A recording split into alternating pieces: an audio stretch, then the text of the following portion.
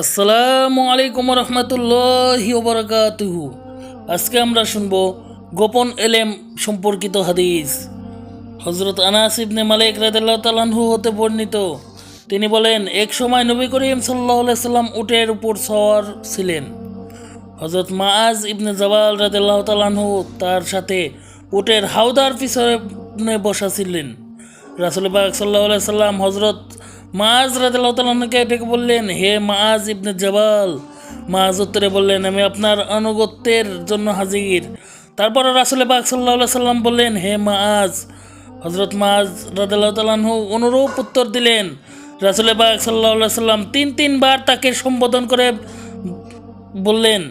তারপর বললেন, কোনো ব্যক্তি যদি খালেস দিলে অর্থাৎ আন্তরিকভাবে কথা সাক্ষী দেয় যে আল্লাহ ছাড়া কোনো মাবুদ নেই, হজরত মুহাম্মদ সাল্লাল্লাহু আলাইহি সাল্লাম তার বান্দা ও রসুল, তাহলে মহান আল্লাহ তাআলা তার উপর হতে দোজখের আগুনকে হারাম করে দিবেন। হজরত মাআজ রাদিয়াল্লাহু তাআলা আনহু জিজ্ঞেস করলেন, ইয়া রাসূলুল্লাহ, আমি কি মানুষের কাছে কথা বলে দিব যাতে তার শুভ সংবাদ গ্রহণ করে সন্তুষ্টি হতে পারে?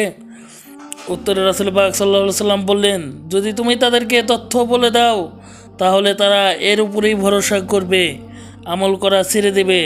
অতঃপর মুআজ রাদিয়াল্লাহু তাআলা আনহু জীবনভর এই হাদিসটি কারো কাছে প্রকাশ করেননি। মৃত্যুর পূর্বক্ষণে হাদিসখানা বর্ণনা করেছেন, যেন হাদিস গোপন রাখার গুনাহ না হয়।